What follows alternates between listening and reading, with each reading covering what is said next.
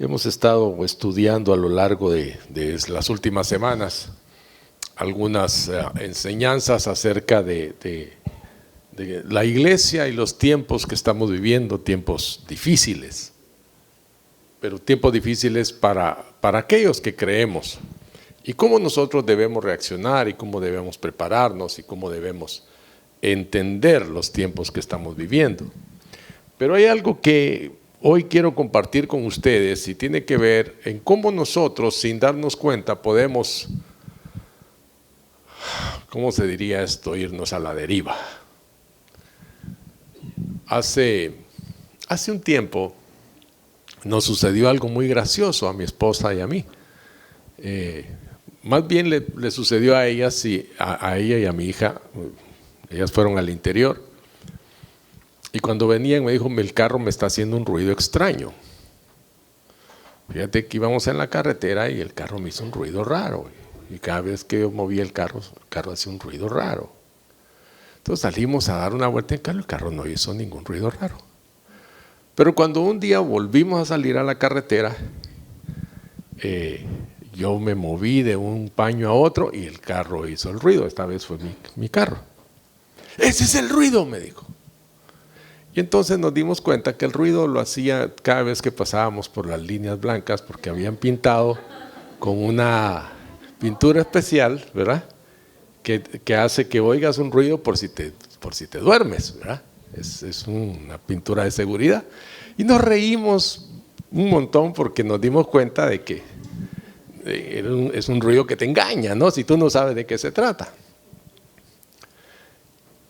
Y me llamó la atención porque ¿cuándo es que tú vas en tu paño, en tu carril, y de repente te cambias?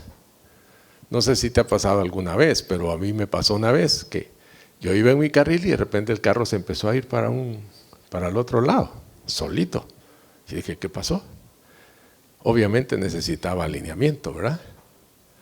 ¿Por qué? Porque estaba perdiendo eso. ¿Y qué sucede? Que muchas veces no te das cuenta cuando eso pasa.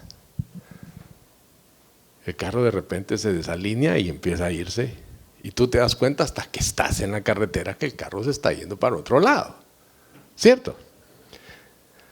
Y tú puedes dejarlo así y pelear con el volante, con el timón, ¿verdad?, para que no se vaya, o puedes llevarlo a que te lo alineen y no tener que pelear.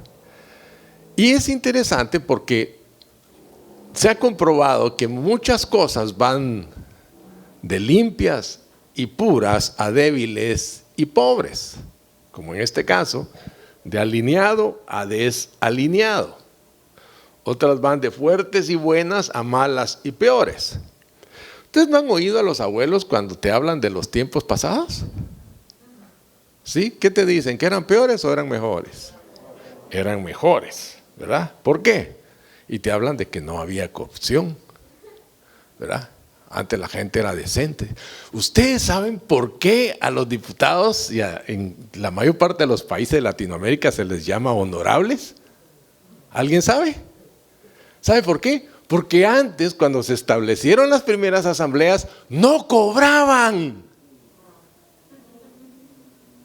No cobraban. Eso era un puesto honorable, distinguido. Que tú fueras diputado era un honor, hasta que a alguien se le ocurrió la genial idea de que ¿por qué no cobramos? ¿Verdad? Y bueno, ya usted sabe el resto de la historia. El punto es que las cosas se van deteriorando en el camino, y la iglesia del Señor no ha sido ajena a este fenómeno, y lo vamos a ver hoy a la luz de la Biblia y de cómo pasó con una iglesia específica, la iglesia de Éfeso. El apóstol Pablo le advirtió a los líderes de esta iglesia que se mantuvieran alerta, que estuvieran con los ojos bien abiertos mientras guiaban a la iglesia, que no se durmieran, que estuvieran alertas, como dijo el Señor, ¿verdad? Velen y oren para que no entren en tentación. Trágicamente, En cuestión de años ocurrió esa, ¿cómo se diría?, desalineación. En el tiempo la iglesia comenzó a irse de lado. Y vamos a ver cómo la iglesia terminó en la cuneta espiritual con el tiempo. Y vamos a aprender de su ejemplo para mantener nuestra iglesia encaminada donde debe ser. Si los líderes se desvían espiritualmente, no pasa mucho tiempo de que toda la iglesia pierda el rumbo. Y lo hemos visto en la historia. Así que, si alguna responsabilidad debe tener la gente en la iglesia, es orar por sus líderes. Orar constantemente por sus líderes para que sus corazones permanezcan completamente dedicados a Cristo mientras guían los ministerios de la iglesia, mientras guían a la iglesia del Señor. Y por otro lado, nosotros debemos orar por nosotros mismos para recibir la verdad de Dios a través de su palabra. Sobre todo en un tiempo como este en el que vivimos tanto del Dios me dijo. Sí, ya no es la Biblia dice, sino Dios me dijo. Y normalmente lo que Dios les dice se acomoda a sus deseos, a sus pasiones y a todo lo que ellos quieren. Y si vas y filtras a través de la palabra, ese Dios me dijo, te das cuenta de que Dios no dijo nada, ¿verdad? Entonces debemos tener nosotros ese cuidado como miembros del cuerpo de Cristo, de orar para que no nos desviemos nosotros sobre esas cosas. Entonces, la iglesia de Éfeso se fundó cuando Pablo pasó por ahí. Vamos a ir ya a la palabra, y está en el libro de Hechos, capítulo 18. Dice que Pablo pasó por ahí con sus amigos Priscila y Aquila. Priscila era el esposo, Aquila era el esposo y Priscila era su esposa. Y ellos se hicieron muy amigos de Pablo porque estaban en el mismo negocio. Eran fabricantes de tiendas de campaña, de carpas, ¿sí? En aquel tiempo eso era muy común, porque la gente vivía en ese tipo de viviendas. Entonces se hicieron muy amigos y pasaron por Éfeso y se establecieron ahí. Y estuvieron un tiempo. La Biblia dice que estuvieron 2 años. Pero lo interesante es que en ese tiempo que estuvieron ahí, levantaron discípulos. Pablo estuvo un tiempo más corto, porque para variar armó un alboroto, ¿verdad? La gente lo quiso matar, y entonces él tuvo que salir de la ciudad, pero dejó a cargo del grupo de discípulos que se habían alcanzado para Cristo, de Priscila, a cargo de Priscila y Aquila. Así conocieron ellos a un hermano que se llamaba Apolos, que dice que era poderoso en las escrituras. Ellos lo mentorearon, ellos lo discipularon y se convirtió en un poderoso predicador y apóstol de Jesucristo. Entonces, ellos permanecieron ahí. Y luego en su carta a los Corintios, Pablo menciona que los creyentes se reunían en la casa de estos hermanos, Priscila y Aquila. Y eso nos da una pista sobre el funcionamiento de la iglesia y la estrecha comunión que tenían los miembros de la iglesia en ese tiempo. Se reunían en la casa de esta pareja. Obviamente debe haber sido una casa con un patio grande, qué sé yo, pero ahí se reunían y tenían mucha relación. Ahí aprendían la palabra. Los líderes edificaron la iglesia sobre un sólido fundamento bíblico. Apolos dice, conocía bien las escrituras. No hay nada, déjeme decirle algo, no hay nada más hermoso ni considerado mejor para mí que una iglesia tenga un buen equipo de maestros de la palabra. ¿Por qué? Porque entonces esa iglesia va a ser bien dirigida sobre la palabra.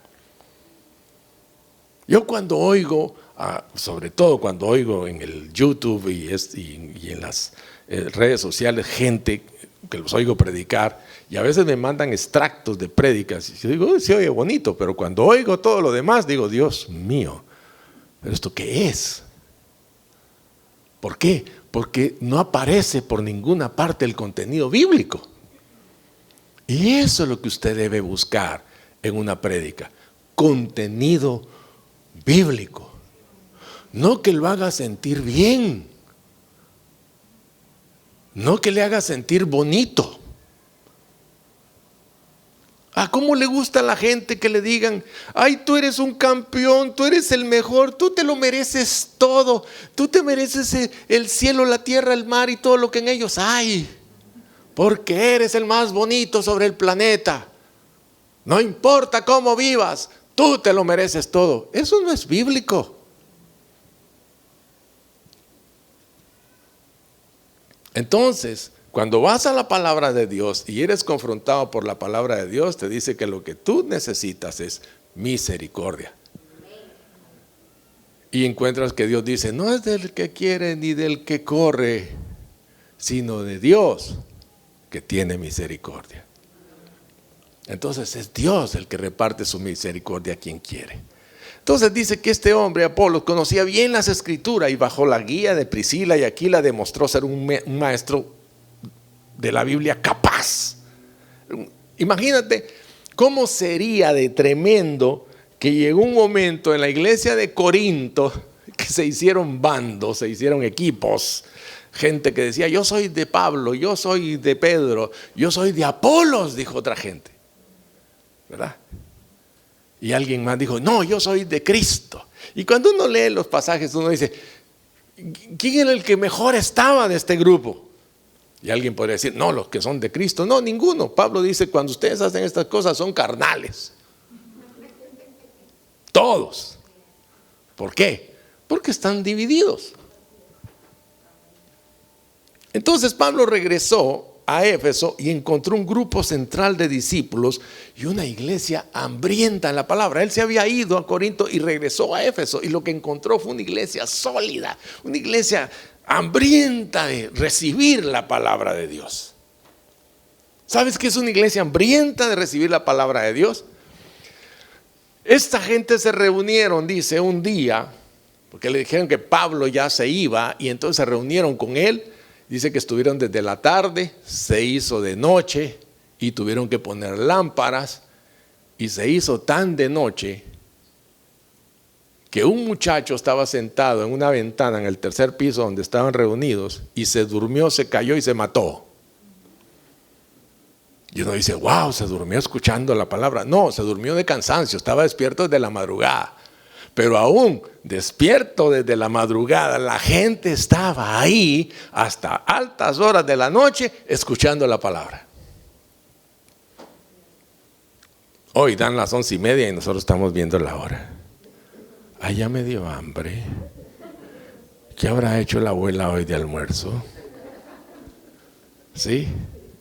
Ojalá tengamos más hambre de la palabra de Dios que de los alimentos que necesita nuestro cuerpo. Entonces, veamos en este pasaje de Hechos la narrativa que se da del crecimiento y la prueba de la iglesia de Éfeso, porque vamos a ver cómo sucedió todo esto. Vamos a ir al capítulo número 19 del libro de los Hechos, y me gustaría de verdad, y se lo quiero decir como su pastor: traiga Biblia a la iglesia. ¿Sí?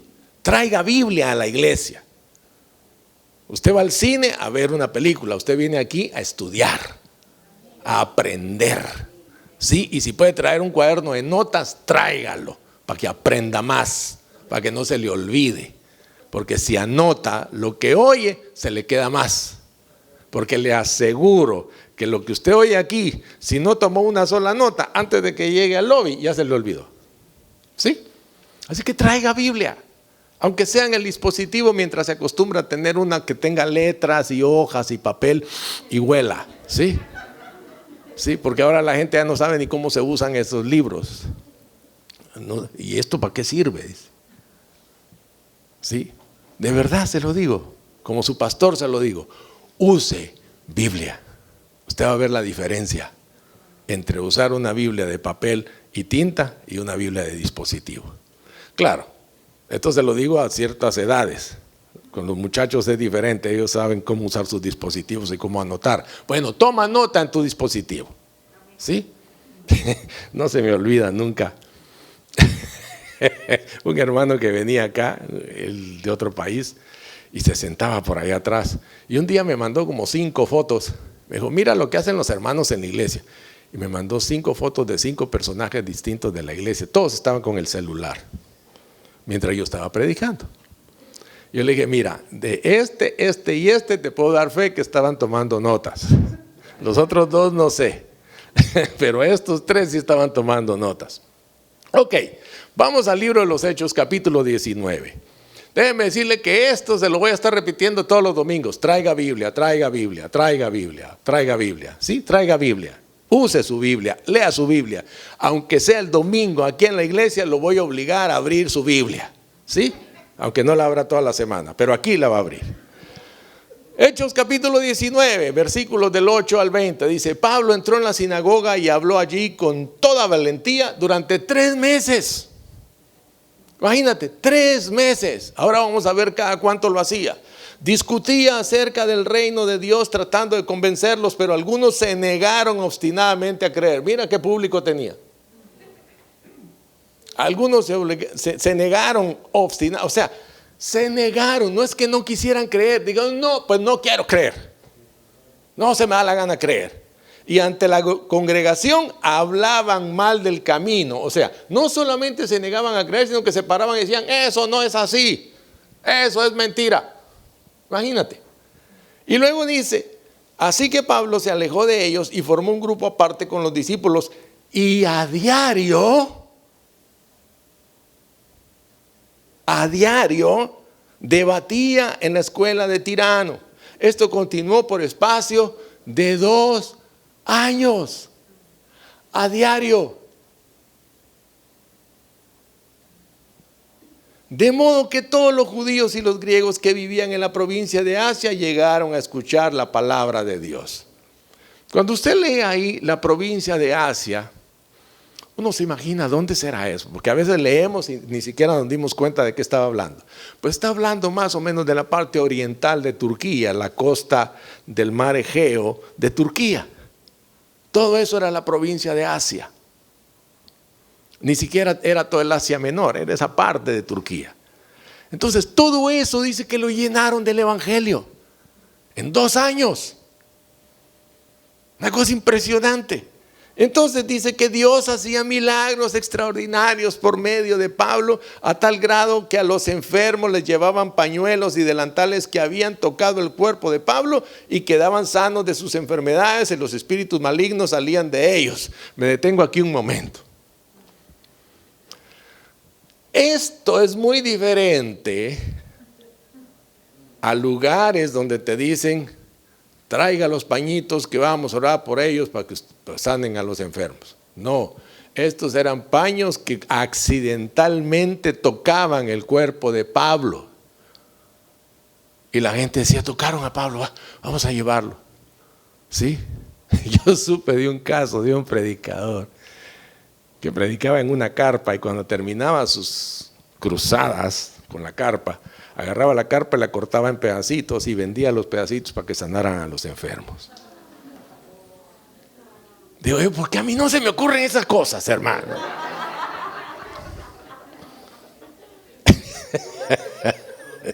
Qué barbaridad.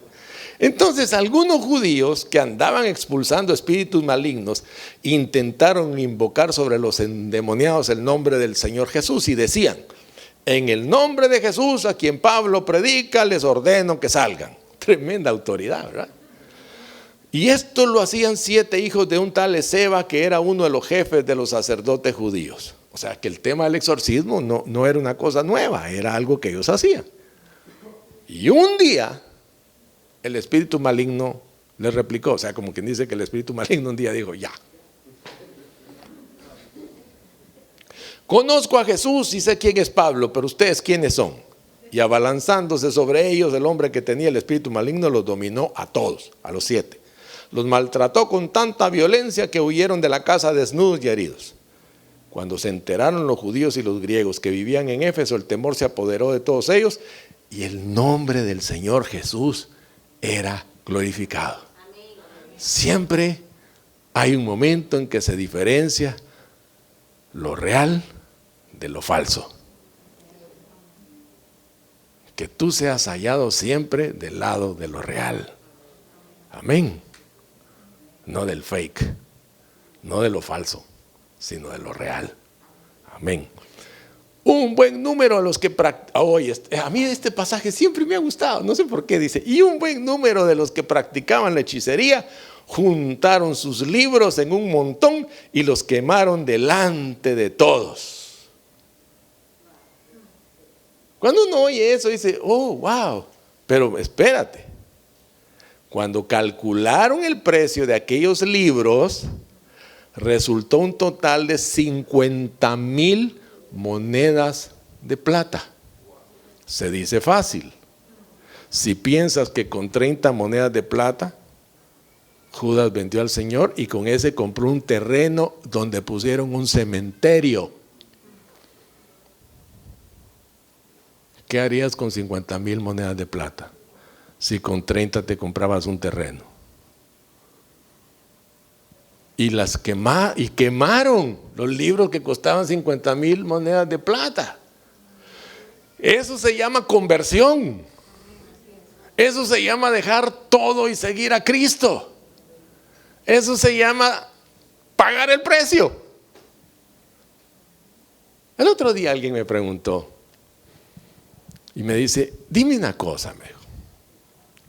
¿Qué pasa si en una iglesia se convierte un narcotraficante o uno de estos corruptos que reciben dinero y se convierte? ¿Qué pasa con ese dinero? Le digo, bueno, si es alguien que ha recibido dinero corruptamente, tienen que devolverlo. Pero si no sabe a quién devolverlo, tiene que repartirlo a los pobres. Ahí están los ejemplos de Zaqueo, de Mateo, Cornelio y una serie de personajes, le dije, que se convirtieron y fueron a devolver todo lo que se habían robado. Eso se llama conversión. Los demás son pamplinas. A mí que no me vengan a decir estos pastores que dicen, no, voy a orar por tu dinero para que el Señor te lo bendiga ahora, mientras pagues el diezmo. Corruptos igual que ellos. No, mi hermano, o te conviertes de verdad o te conviertes de verdad. Eso es así. No vienes negociando. La conversión es completa y total. Te quedas con lo que tenías antes del primer robo.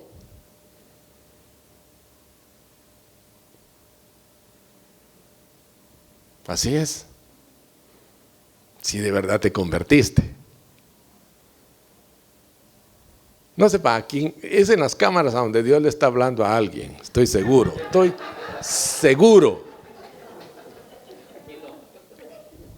Pero es así. Necesitamos que hayan conversiones como estas.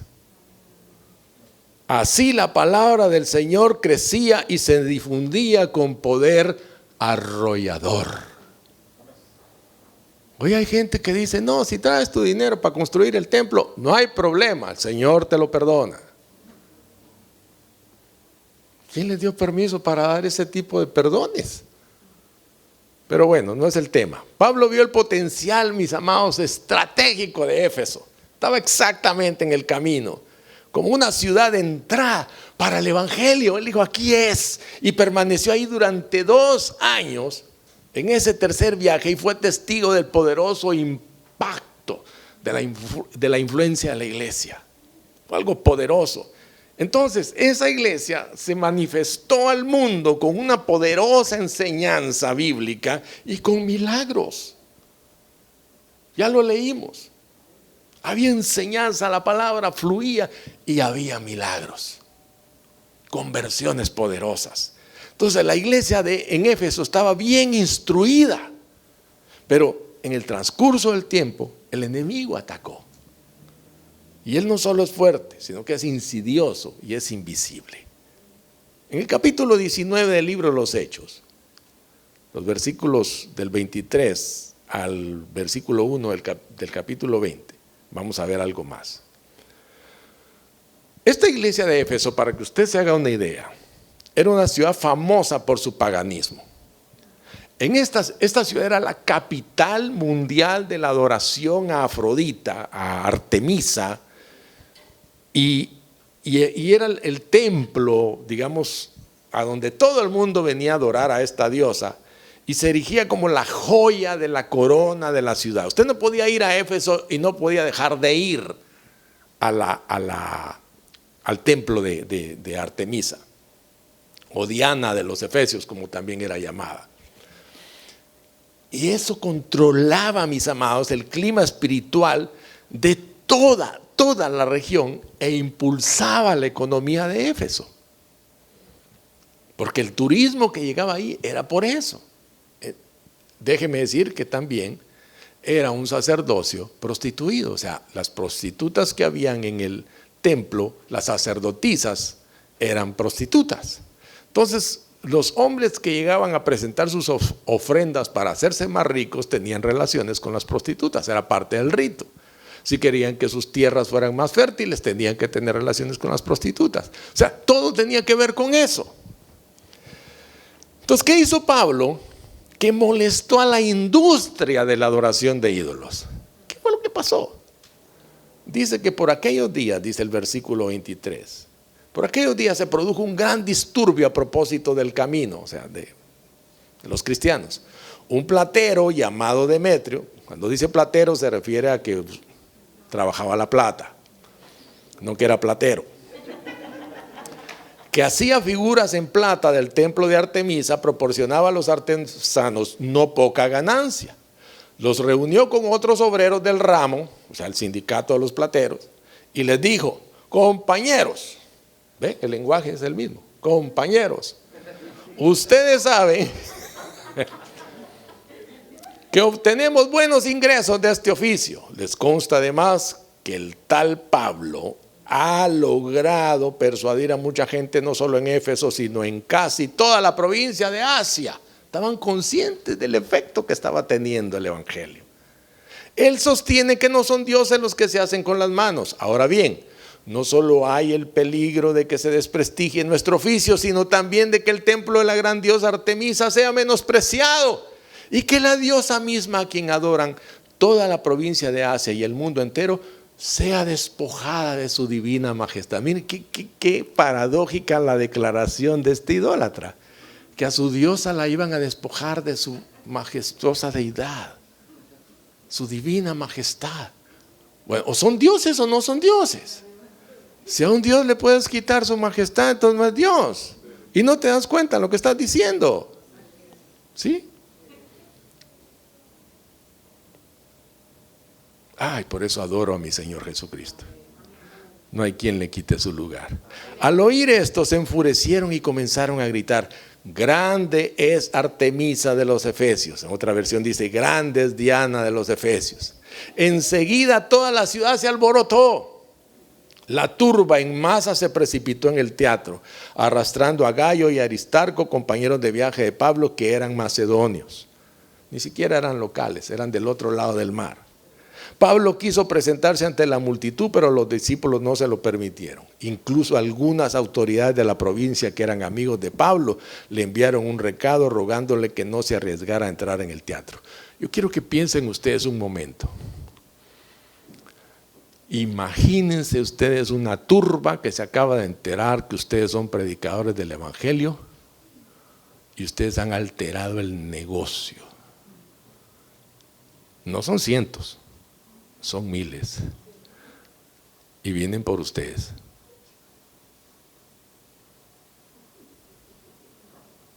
Y dice Pablo: déjeme, voy a ir a hablar con ellos.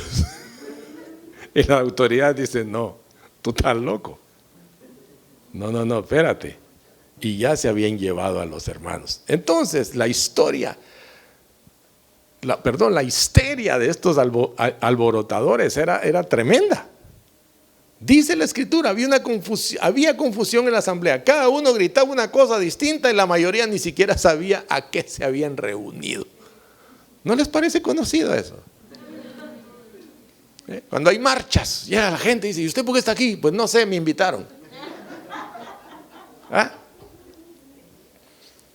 Dice: a mí me pagaron para venir. Dice: me dieron $5 y me dijeron que me iban a dar comida.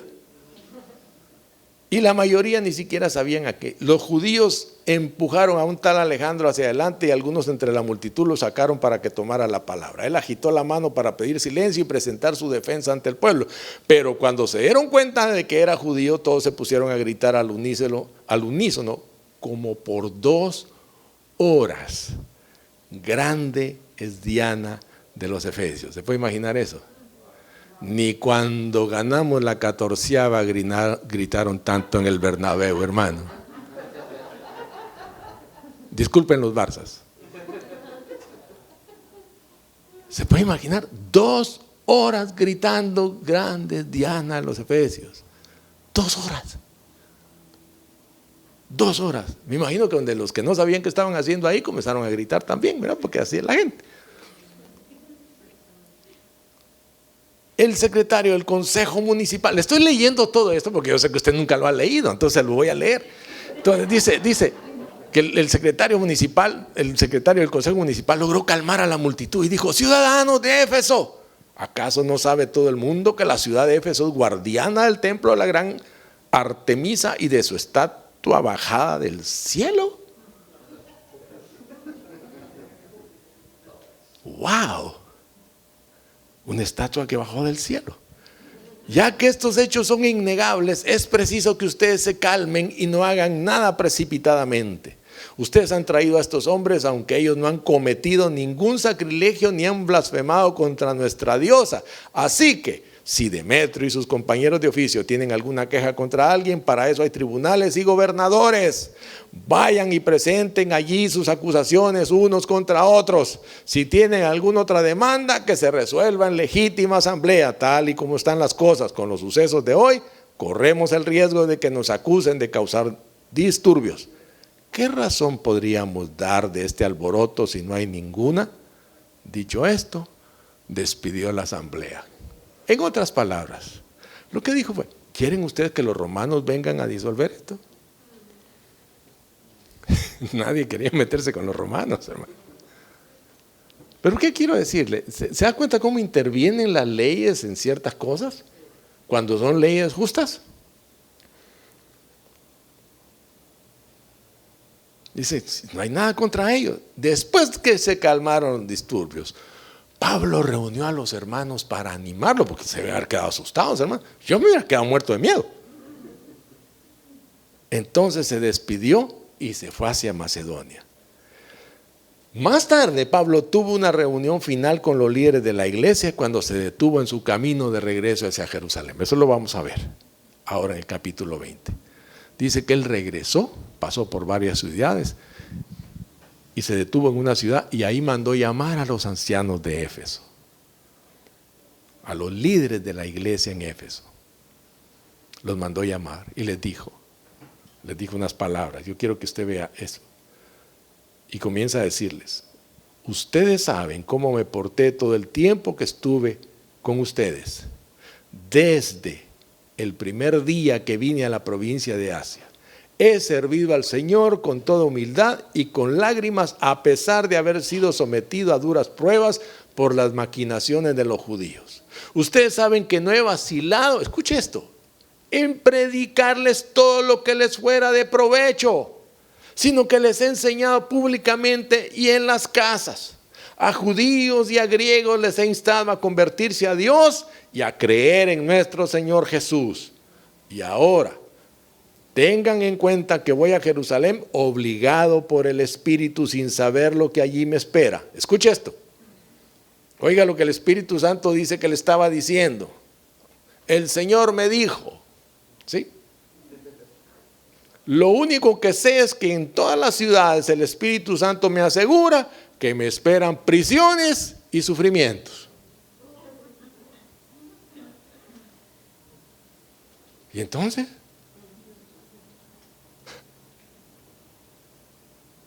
¿No que era prosperado, bendecido y en victoria? ¿Por qué el Espíritu Santo dice esto? Presiones y sufrimientos. Sin embargo,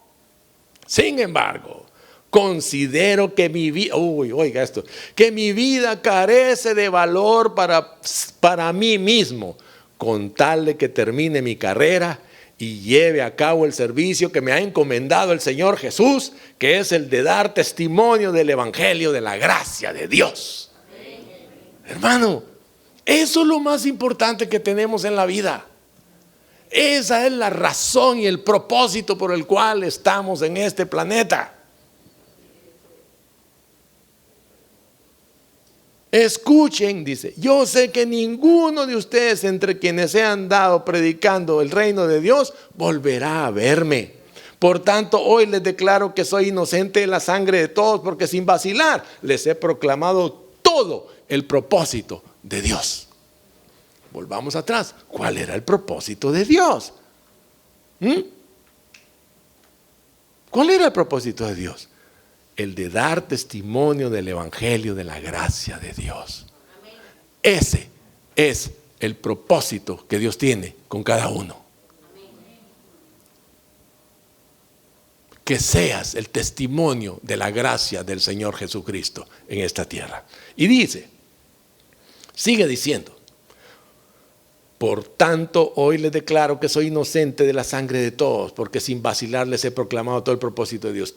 Y aquí viene, dice, tengan cuidado de sí mismos y de todo el rebaño sobre el cual el Espíritu Santo los ha puesto. Está hablando a los obispos, dice, como obispos, como líderes, como supervisores, como pastores, para pastorear la iglesia de Dios que Él adquirió con su propia sangre.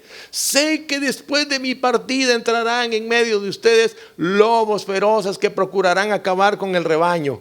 Aún de entre ustedes mismos se levantarán algunos que enseñarán falsedades para arrastrar a los discípulos que los sigan. Así que estén alerta. En buen panameño, jueguen vivo. Ojo, alerta, despiertos. Ahora,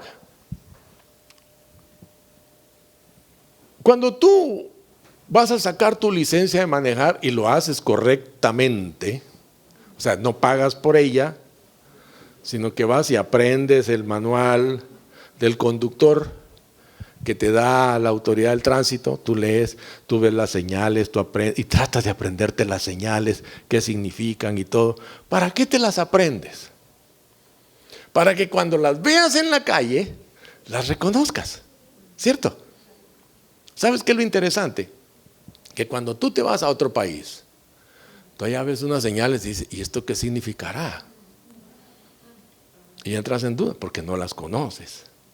Entonces, normalmente cuando tú vas a manejar en otro país y vas a manejar por un tiempo, ellos te facilitan un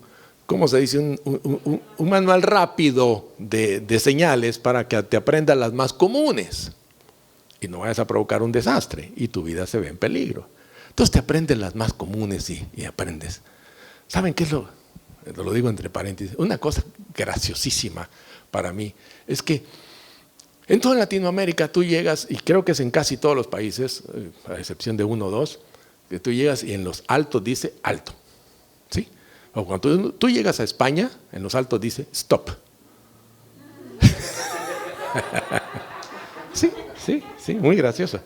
El otro día me dijeron, un español me dijo así como ofendido, es que son señales internacionales. Ah, ok, perfecto. Está bien. Entonces, ¿por qué te menciono esto? Porque cuando es que estoy alerta, cuando veo señales, ¿sí? Pero antes de ver las señales y estar alerta, tengo que aprenderlas. ¿Dónde aprendo las señales de las que me está hablando Pablo? En su palabra. En la palabra de Dios, ahí empiezo a ver las señales. Escucha, no he codiciado ni la plata ni el oro,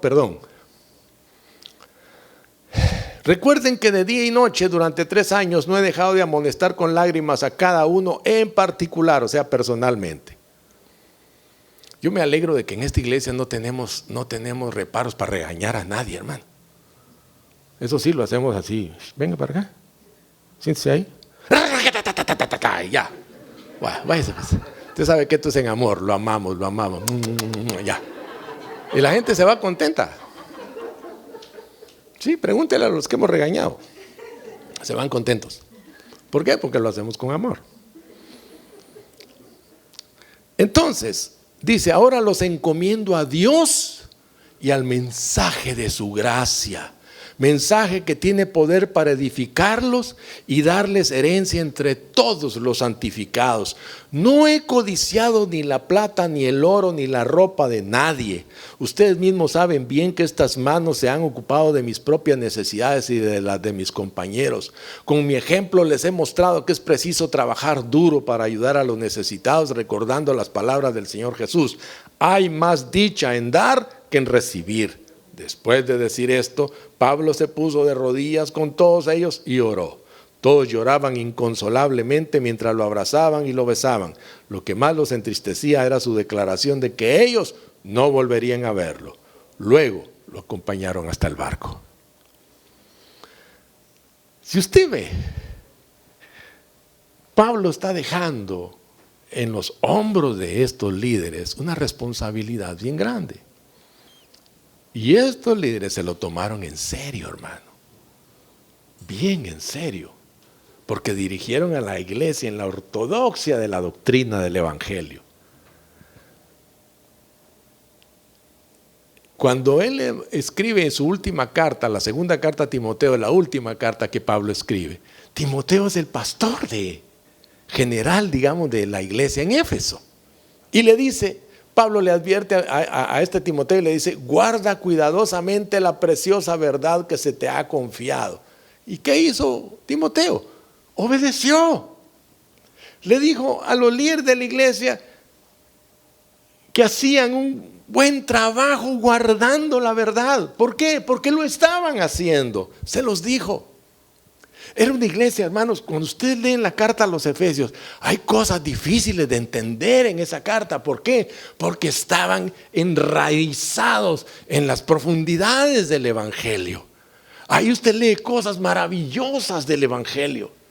Las cosas más profundas del evangelio se las escribió Pablo a los Efesios. Ahora, ¿sabes qué es lo interesante? Que Pablo le dice, los lobos feroces van a entrar aquí y algunos se van a levantar de entre ustedes. ¿Pero qué eran esos lobos feroces?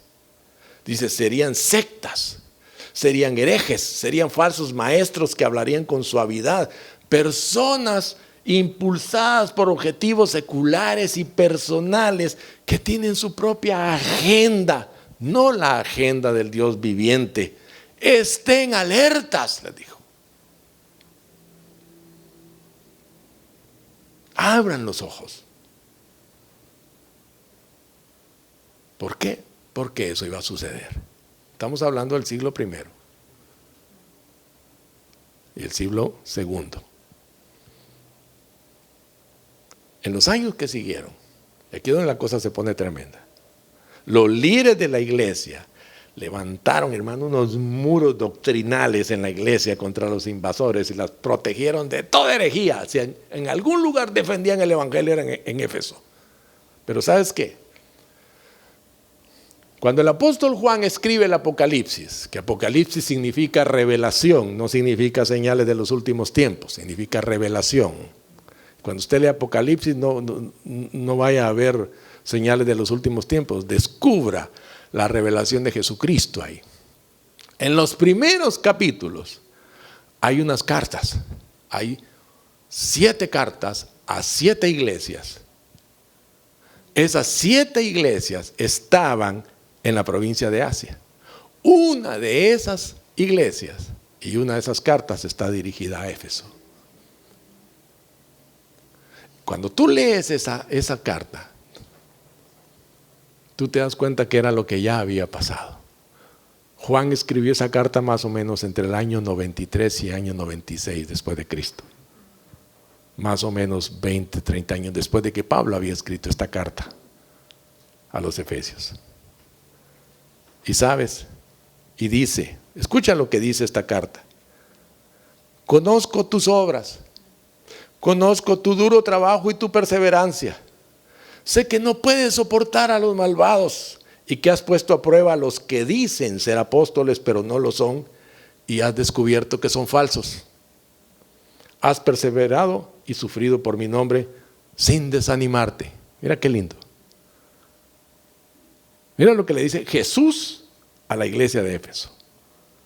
Sin embargo, tengo en tu contra que has abandonado tu primer amor. Escucha esto es lo más importante. Recuerda de dónde has caído, arrepiéntete y vuelve a practicar las obras que hacías al principio, porque si no te arrepientes iré y quitaré de su lugar tu candelero. Has dejado tu primer amor. ¿Qué fue lo que pasó? Que mientras ellos cuidaban la doctrina, cuidaban la palabra, habían amurallado sus afectos hacia el Señor. Todo lo que quedó fue la enseñanza sin adoración y la doctrina sin amor. ¿Tú qué podrías o qué características podrías encontrar en una iglesia que es fuerte en doctrina, pero es débil en su comunión con Dios?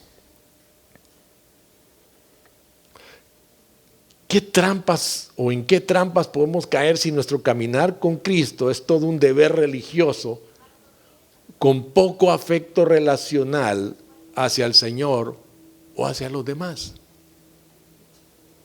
Que cumplimos con todo, pero no amamos a la gente. Los miembros de la iglesia en Éfeso estaban ocupados. Eran impresionantes, hermanos, eran ortodoxos, pero habían dejado su primer amor. Y muchas veces, sobre todo los viejos cristianos, han confundido esto del primer amor. Creen que el primer amor es cuando la gente se acaba de convertir. Eso no es el primer amor.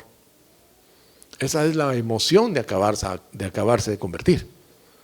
El primer amor es algo que tú tienes y se convierte en primero en prioridad. ¿Sí?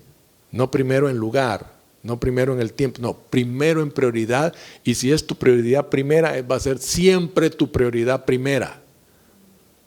Hoy, dentro de 10 años y dentro de 40 años va a ser tu primer amor. No es que dentro de 40 años vas a decir, cuando yo tuve mi primer amor hace 40 años. No. Hoy va a ser tu primer amor. Y dentro de 20 o 30 años va a ser tu primer amor. Si no lo dejas. Amén. No sé si me expliqué. Entonces, ¿qué puede restaurar nuestro primer amor por Cristo? ¿Qué pasa si nosotros, sin darnos cuenta, hemos estado abandonando este primer amor? Yo te voy a decir, hay muchas razones para hacerlo. Y uno se da cuenta. ¿Qué es tu prioridad número 1 en tu vida?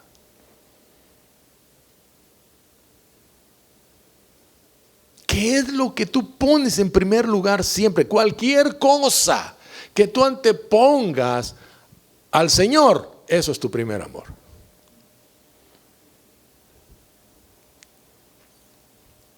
Lo triste es cuando se convierte en idolatría. El apóstol estaba contrastando su ministerio con otros ministerios de falsos maestros. Y les estaba diciendo, mira esto, ¿cómo lo compara? Nosotros, dice Pablo, no buscamos recomendarnos otra vez a ustedes, sino que les damos una oportunidad de sentirse orgullosos de nosotros para que tengan con qué responder a los que se dejan llevar por las apariencias y no por lo que hay dentro del corazón. Él montó un buen el ministerio de esta gente montó un buen espectáculo para agitar a la multitud. ¿Ustedes han visto eso? La gente que se para agitar a la multitud. Y gritan y arengas y la cosa, y tú dices, eso está bueno, es emocionante, a mí me gustó esto, y te sacudieron y te hicieron sudar, pero fue todo lo que pasó. Es que eso tiene unción, dice. Pero de ahí no pasó. Cuando llega la hora de la hora, nada te sostiene. El amor de Cristo, decía Pablo, nos domina. El amor de Cristo, no el poder, la influencia o el prestigio, fue lo que impulsó a Pablo. Ahora, ¿qué significa que el amor de Cristo controle a una persona?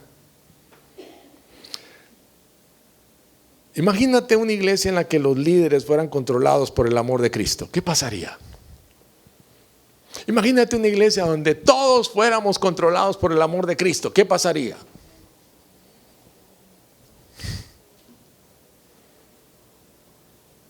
No estoy diciendo una iglesia, ay, nos amamos. Como una secta que hubo hace muchos años que se llamaba Los Niños de Dios, que te amamos, Dios te ama. Y aquellos eran unas orgías horrorosas cuando se reunían en las casas. No estamos hablando de eso. Estamos hablando del amor de Cristo. Del amor que te confronta, del amor que te edifica, del amor que te ayuda, del amor que te sostiene, del amor que te dirige, del amor de Cristo. Cuando experimentamos en pleno el amor de Cristo, se desborda en todo lo que hacemos. Yo a veces soy confrontado. Mira, no hay nada más tremendo que tener una hija con espíritu profético dentro de la casa o dentro del carro. Es horrible. Tú quieres comportarte así en la carne y te salen con...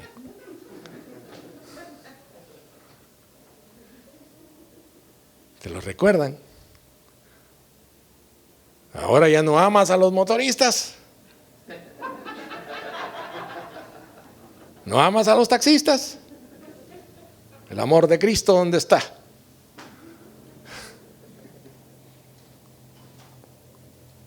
Entonces necesitamos nosotros explorar formas en las que podemos encender o reavivar primero nuestra devoción a Él.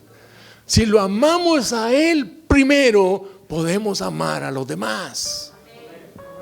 La iglesia de Éfeso no se dio cuenta de cuán lejos se había desviado. Estaban encaminados doctrinalmente, pero habían perdido de vista a Jesús, a quien apuntaban sus doctrinas. Eran rectos, hermanos, doctrinalmente eran así, una plomada, pero habían dejado su primer amor. Entonces el primer paso para restaurar tu primer amor es abrazar completamente el amor de Cristo por ti. Que entiendas, que sepas que Cristo de verdad te ama y te ama como eres. Él no te está cobrando nada. Mira, no, es que de verdad cada día nos encontramos con gente que piensa que tiene un rollo de tickets que tiene que presentar para ver si obtiene algo de Dios. Y lo peor es que el rollo se le está quedando chiquito. Se le están acabando. No, mi amado, Cristo fue a la cruz del Calvario y murió por tus pecados, pasados, presentes y futuros. Tienes que acercarte a Él con confianza y entregarte a Él, rendirte a Él y santificarte por Él, por amor a Él, no por miedo al infierno.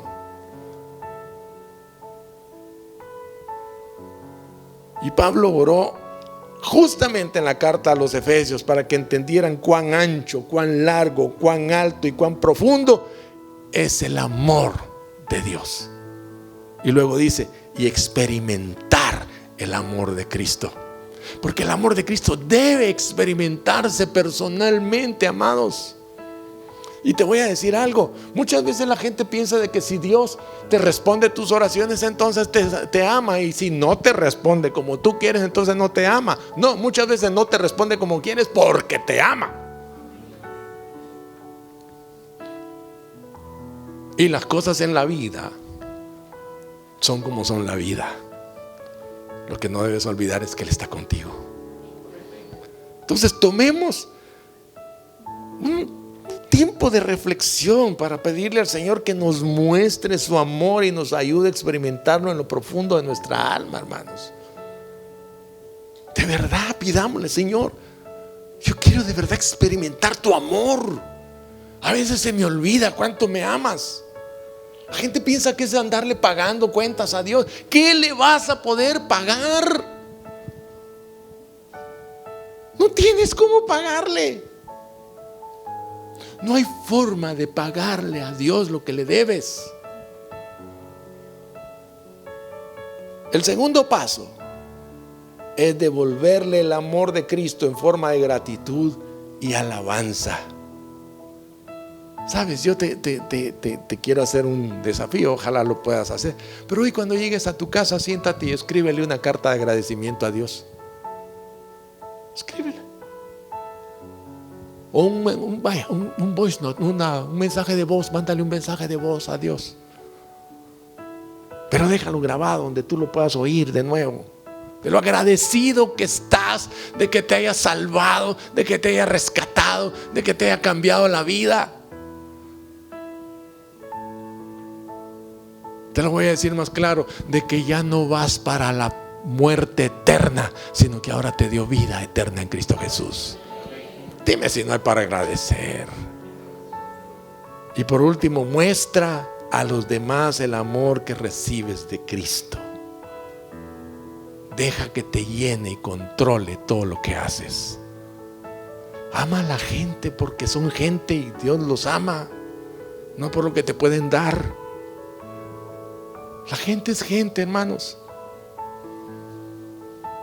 De verdad, la gente es gente. Algunos son insoportables. Ámalos así como son. ¿Sabes una cosa? Dios los ama. ¿Sabes qué es lo más tremendo? Que Dios te ama a ti. ¿Y tú crees que eres pastelito de crema?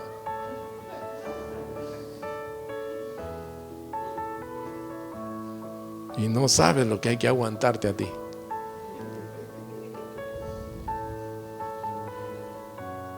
Y Dios te ama. Bueno, dale de ese amor al resto de la gente. ¿Cómo sería, mis amados hermanos, que Cristo amara a otros a través de ti?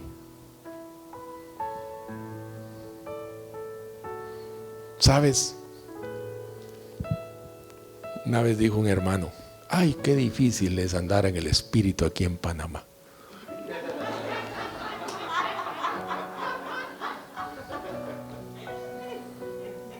Yo me quedé pensando y dije: es cierto.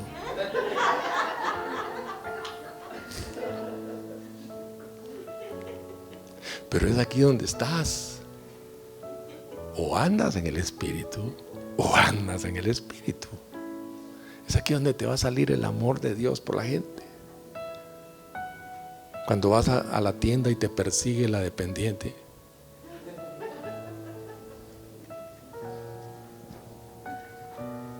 y tú dices: ¿ah?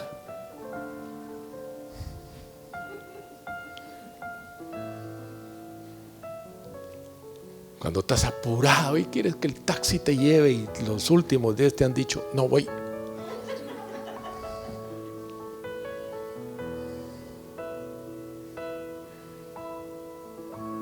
Y te lo dejas ir y dice: que Dios te bendiga, amigo. La paz de Dios. Pruébalo a hacer y vas a ver cómo te cambia la vida. ¿En serio? Yo ya probé los dos caminos y el segundo es mejor.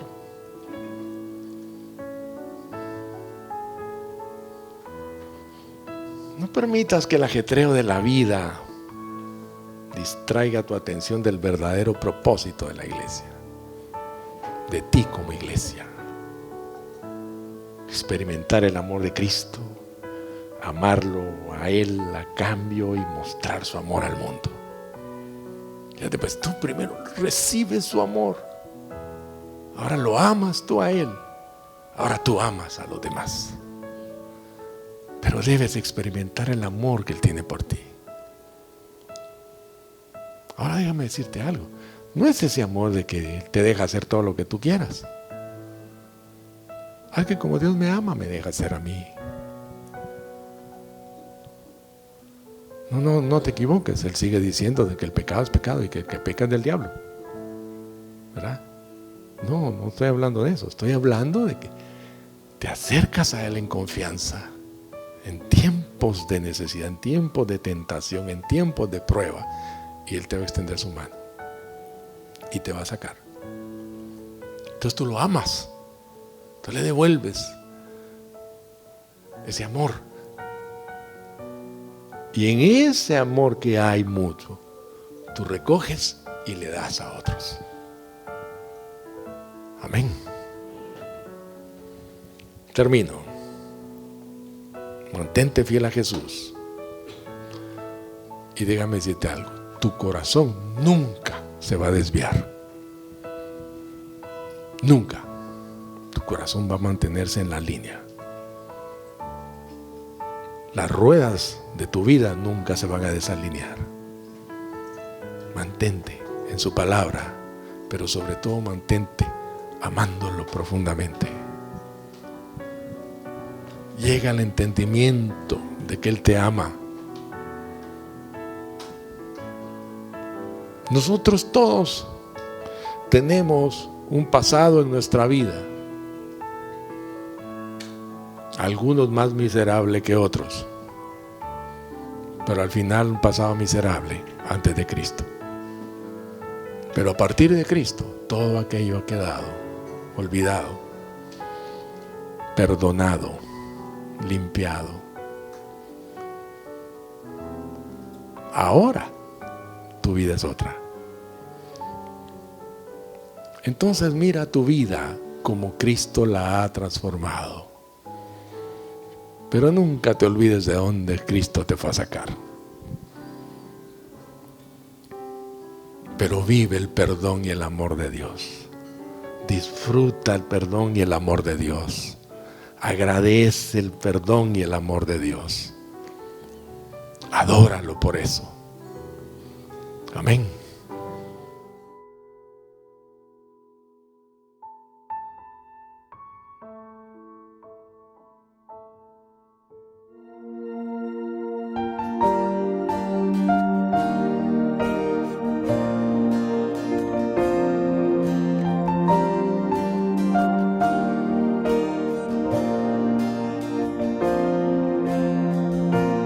Nadie como tú,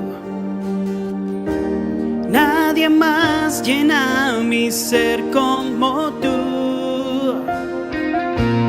Por la eternidad podría buscar, mas no hay nadie como tú.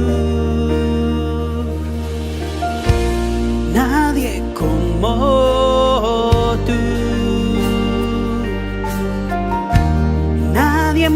más llena mi ser como tú.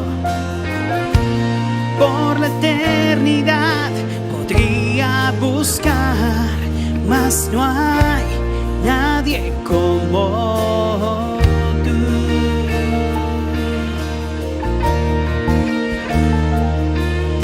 Tu misericordia es como un río,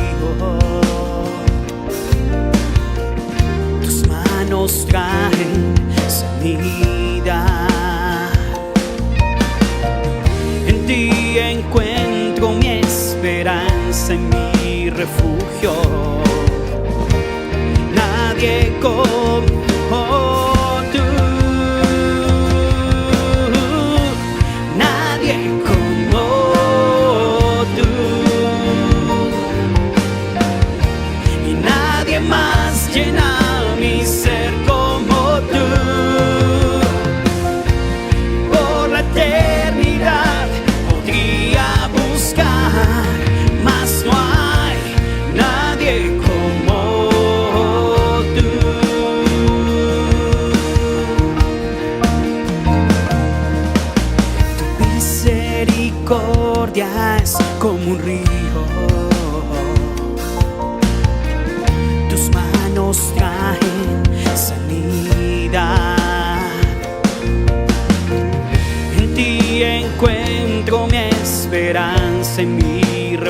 eligió. Nadie como tú,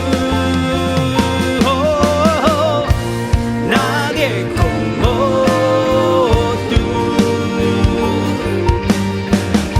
y nadie más llena